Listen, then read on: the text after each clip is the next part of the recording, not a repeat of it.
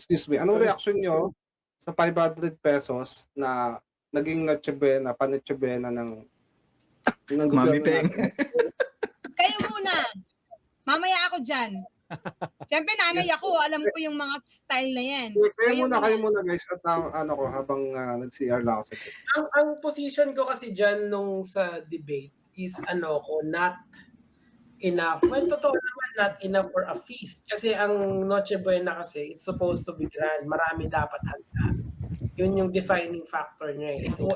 Kasi I think yung kalaban namin, they failed to define kung ano yung Noche Buena. They just said na it's a meal na na kinakain sa tuwing eve ng Christmas, which is mali kasi it's supposed to be a feast that is celebrated pag Christmas, diba? O pag eve ng Christmas. So doon pa lang sa definition, kailangan na marami ka nang ihahanda.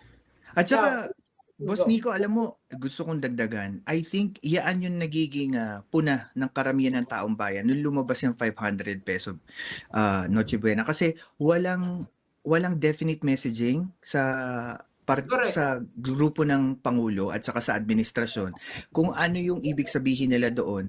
Kaya di ba nagkaroon ng maraming TikTok challenge sa 500? Yung paano yung mabibili mo. Yung isa nga bumili sibuyas, bawang, tas kainin mo hindi mo lulutuin. Mga ganun tipo. Hindi, ang problema din kasi tingin ko doon sa dito sa challenge na to or doon sa 500, dapat kasi ultimately hindi nakikialam ang gobyerno sa religious sa mga religious. Mas maraming Katoliko talaga rito, pero hindi ka dapat nangingialam doon sa religious celebration kasi it's a religious celebration itong Noche Buena, much like kung paano mo i-celebrate ang Ramadan. Should we now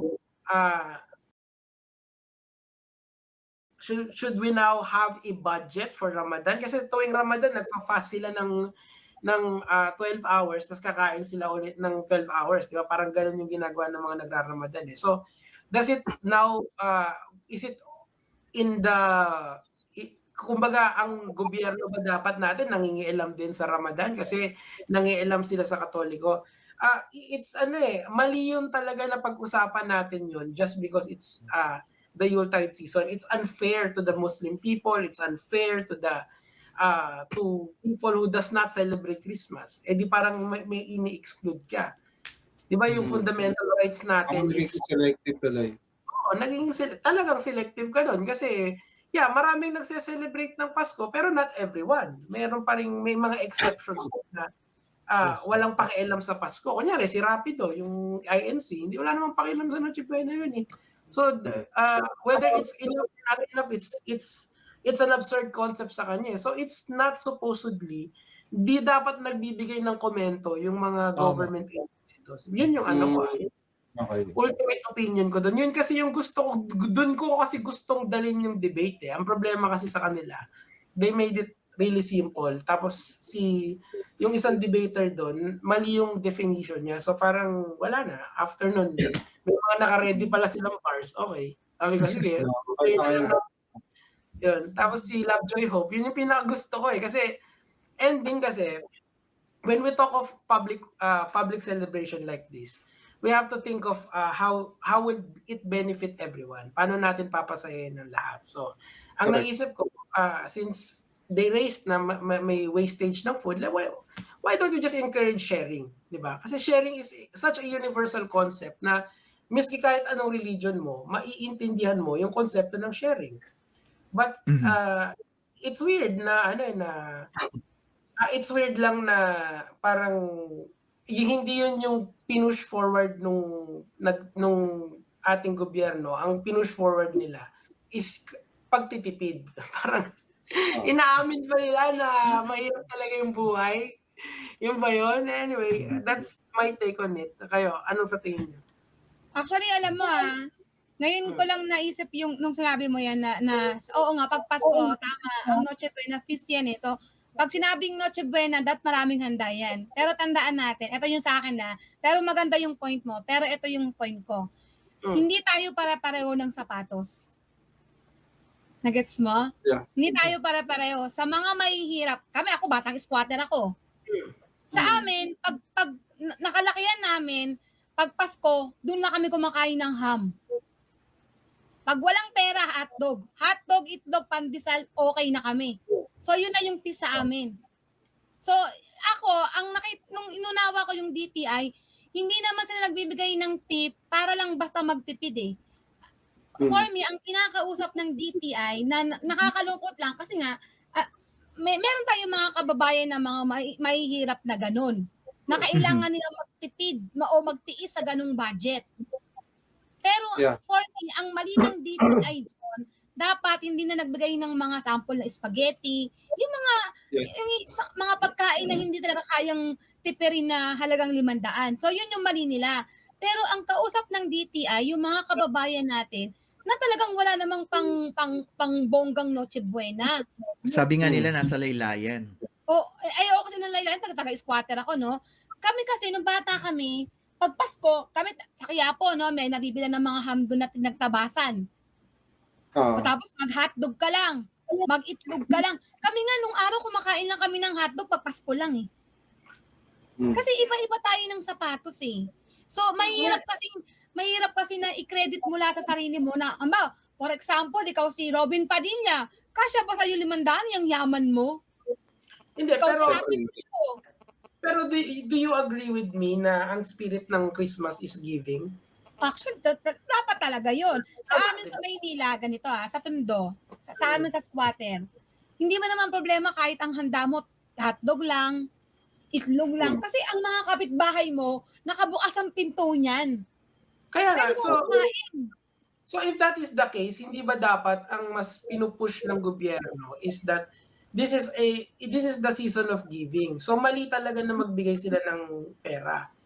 O magpatrap tayo or magbayanihan tayo ng Noche Buena. Kung doon sa mga wala, bubuksan namin yung walang gutom center ng Pangulo, doon tayo. Ang problema kasi, it was an opportunity to encourage everyone to share. Ang problema, ang ginawa nila, mga tao talaga, naglabas sila ng kalokohan na budget na hindi naman dapat yung idea. Di parang ang nangyari tuloy, inamin nyo na parang inaamin nyo na parang ipapakita nyo kung sino yung mga walang 500 in that. Tsaka ang naging dating sa tao na bakit porket mahirap lang kami, tas kayo mga kurap, maraming kayong pangkain. Naging iba yung naging iba yung tama sa tao ng mandaan eh. Diba? Porket ito lang kami, kailangan hanggang 500 lang kami. Mali talaga yung dating dapat ang DTI, wag na lang silang mag-promote ng gano'n. Alam mo, sa totoo lang, ngayon ko lang din na-realize na habang kausap kita, sige, ang dapat na tinutukan ng government, at halos lahat naman ng lugar nagbigay ng ng regalo sa amin dito, sample si Villarica, yung aming mayor. Nagbigay naman bawat bahay dito ng mga pang spaghetti. At maganda yung binigay ng mayor namin. Actually, yung aming spaghetti nung Pasko, sabi ko nga, salamat Villarica eh. Nag-add lang kami ng ingredients, pero the rest, puro, meron ng corned beef, meron ng spaghetti sauce, meron ng noodles. Dapat yun na lang yung tinutukan ng gobyerno. Na bawat pamilya naman, meron naman nakapalagang regalo eh. Dapat doon na lang sila nag-focus na ganun. Para wala nahamak.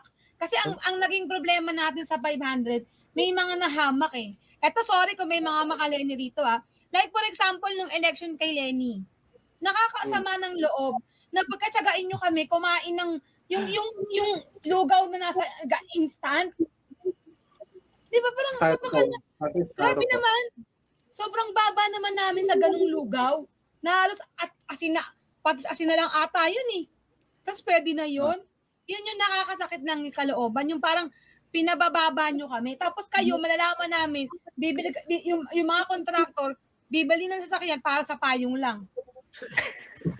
Diba? Yun yung nakakababa ng kalooban. Pero in reality, iba-iba tayo ng sapatos. So sa amin, ako batang squatter ako. Sa amin, pag Pasko, may itlog ka, may hotdog ka, feast na yun. Ang importante, kasama ang buong pamilya, masaya, malusog, walang sakit, yun na yung sa amin. Kaya lang, pag ang... 500 is enough. Oo, ang nakarinig, Doon yung sa mga sinasabi tao mo, na maramdamin, parang grabe naman tong gobyernong to. Palibasa, magnanakaw kasi mga nakagay. Hindi kasi Yun lang ang purpose diba? kasi bakit sila naglabas ng ganon, Yun lang talaga parang yun. pinaparating ng DTI na mumura ang Eh, bilihin. alam nyo Diba? ba sa live Kasya ko, na yung 500. Parang ganon. oo, Pero in nung reality, pinag-usapan namin yan, hindi naman ganun kamura ang correct. bilihin. Di Oo, ba? So, oo. pero sa mga kababayan talaga natin na talagang mahirap, kumakasya talaga yung 500. Yun Oo. naman yung realidad, di ba? So, yun lang naman yung sa akin. Anyway, dapat kasi wag na lang maglabas. Oo, dapat talaga hindi na. Wag na lang maglabas. So, Mga so ganun. sinasabi niyo na parang mali yung strategy ng DTI na yun. Mali. Mali talaga yun, pare. Sa akin mali. Mali yun talaga. Hindi, nagtatanong na ako ha. Kasi alam mo ba ang mali nila ron? Mali yung mga sinample na pagkain. Halimbawa, sample ganito. Sa live ko, pinag-usapan namin to eh. Halimbawa, ako meron akong 500 at meron kami apat na, kasi yung 500 tapos apat na pamilya lang yan eh. Apat sinabi naman dito eh, for family of 4 eh. Dalawang bata, nanay at tatay. Halimbawa, bumili ka ng kalahating giniling na pork. Wala na eh. Gawin mong Shanghai. Hindi. Magkano lang giniling na pork? Tapos gawin mong Shanghai, ang dami niyan. Bili ka ng hotdog. Bili ka ng keso tsaka tinapay. Pwede yung 500 mo. Ang problema, ang sinample kasi ng DTI, spaghetti, meron pang ham, meron chicken J yata. napaka-imposible. Sobrang hindi siya in reality, wala, para siyang magic. Hindi Yun akma ang sa mali ng realidad. DTI doon. Sana next time magsilbing aral sa kanila yan. Huwag na silang mangialam pagdating sa issue ng mga ganyan. Hayaan na yung pamilya na mag-budget ng pera nila. Kasi Hindi ba una, parang, question lang sa'yo, ma'am. Hindi ba parang ano po yan? Parang dapat talagang sila dapat ang nakingialam dyan kasi since sila yung Department of Trade eh. Hindi ba dapat trabaho nila yan na alamin yung mga sa usapin ng budget, Yun nga eh. sa presyo. Hindi naman, eto nga yan eh, hindi naman sinabi ng DTI na, bibigyan namin kayong 500 pagkasyahin ninyo. Hindi naman ganun eh. Ang sa kanila, kung meron kayong 500, eto yung way ng pagbabudget. Kaya lang, kahit saan mong tignan, hindi nga kasya yung 500 eh. Hindi talaga. Hindi siya ideal, kumbaga. Dapat Doon na silang lang. makialam na maglabas sila ng mga promo package na kahit malugi na sila o may subsidy na ng gobyerno para makatulong sa mga poorest of the poor na may pang Noche Buena. O 500 ninyo, kompleto na. May pang spaghetti, may pang ganito. Nakapackage, bawat grocery merong ganun. O tapos sino yung makakaroon? Hindi yung poorest of the poor. Asa ng ebidensya, meron kayong ID, dapat ganun nga yung sistema eh. I think ang mali din ng TTI, ang tinarget nila dyan, yung mga taong can't afford, ika nga eh. Alam naman natin, after nung flood control project, hindi pa ganoon naghihilom yung taong bayan sa issue na yon. So, knowing na naglagay ka ng 500, talagang culture yung nilabanan mo, hindi lang yung celebration eh. Yung kulturang Pilipino na matapos nyo kaming ganchoin sa nakorap nyo, sasabihin nyo hanggang 500 lang kami. Parang I think yun yung nangyari kasi even dito sa mga kakilala kong PhilAm dito sa States, sinasabi nga nila yon na parang remit kami ng remit sa Pilipinas, malalaman namin, nakukurap lang pala, tapos babanatan nyo kami ng 500. Hindi nga makabili ng kung ano man dyan sa Pilipinas, sa 500 pa lang. I think it's more of the culture na talaga eh. Yun yung nag-i-effect talaga po nun. Yeah. Yun talaga yung mali doon. Nilabas yung 500 sa kasagsagan ng init ng korupsyon. Tapos ang korupsyon, bilyon-bilyon, trilyon. Pero mo, tapos pila ikaw na nagbabayad ng tax, ng bubis hanggang 500 lang pangkain mo sa Noche Buena. Yun yung pinakamali. Parang naging bad joke yung 500 talaga. Totoo. Parang naging panlalait. Yun yung naging outcome niya.